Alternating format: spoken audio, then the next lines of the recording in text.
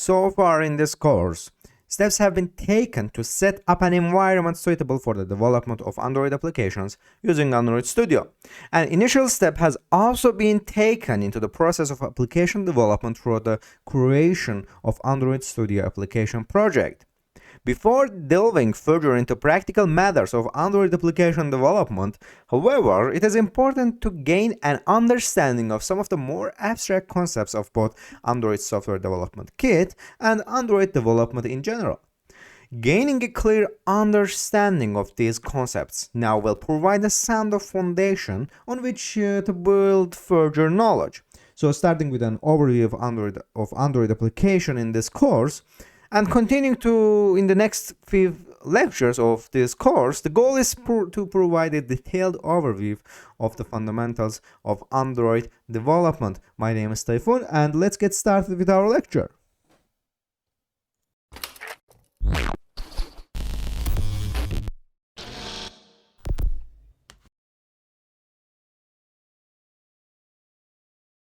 The Android software stack. Android is structured in the form of software stack comprising applications and operating systems, runtime environment, middleware services, and libraries. This architecture can best be represented visually as outlined in this screenshot. Each layer of the stack and the corresponding elements with each layer are tightly integrated and carefully tuned to provide the optimal application development and execution environment for mobile devices. The remainder of this course will work through the different layers of this Android stack and starting to bottom with the Linux kernel. So let's get started with the Linux kernel. Linux kernel positioned at the bottom of Android software stack. The Linux kernel provides a level of abstraction between the device hardware and upper layers of Android software stack.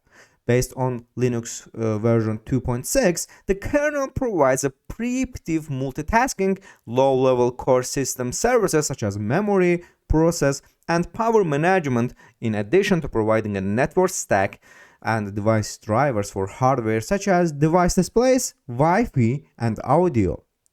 The original Linux kernel was developed in 1991 by Linus Torvalds and was combined with a set of tools, utilities, and compilers developed by Richard Stallman at the Free Software Foundation to create a full operating system referred to as GNU Linux.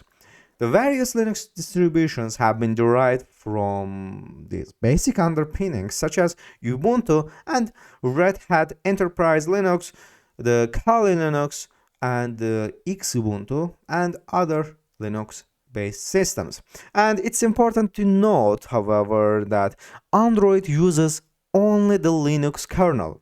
That said, it is worth noting that the Linux kernel was originally developed for use in traditional computers in the form of desktops and servers.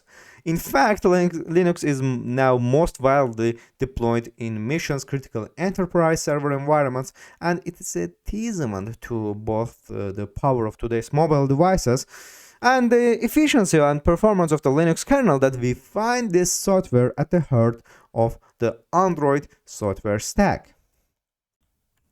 In addition to a set of standard Java Kotlin development libraries, providing a support for such general purpose tasks such as string handling, networking, and file manipulation, the Android development environment also includes the Android libraries.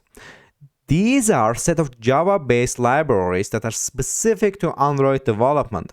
Examples of libraries in this category include the application framework libraries, in addition to those that facilitate user interface building, graphics drawing, and database access. And on the screen, you are seeing some of the most used libraries in Android.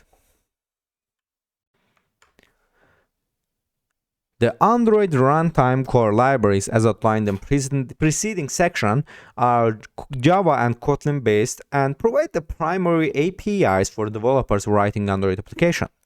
And it's important to note that, however, that the core libraries do not perform much of the actual work and are in fact essentially Java and Kotlin wrappers around a set of C and C++ based libraries. So when making a calls, for example, the Android OpenGL library to draw 3D graphics on the device display, and the library actually ultimately makes a call to the OpenGL C++ library, which in turn works with the underlying Linux kernel to perform the drawing tasks.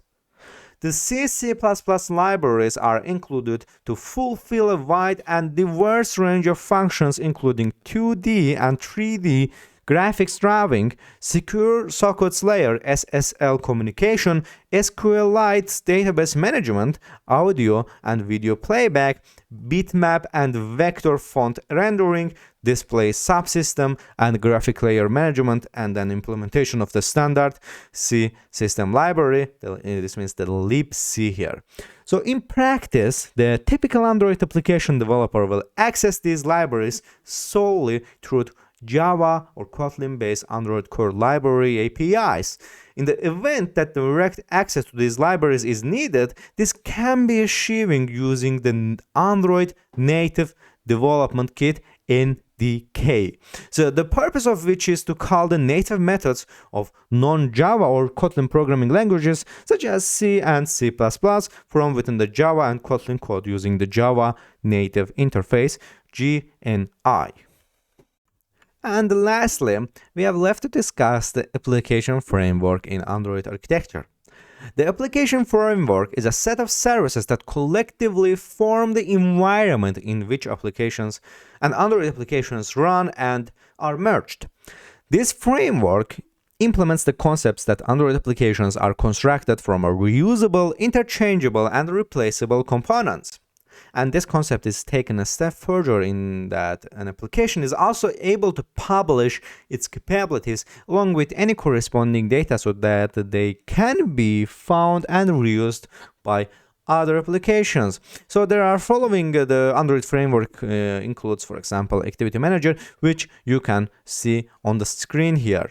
So the applications here located at the top of this Android software stack are the applications. So these comprise both the native applications provided with the particular Android implementations, for example, web browser and email applications, and the third-party applications installed by the user after purchasing the device.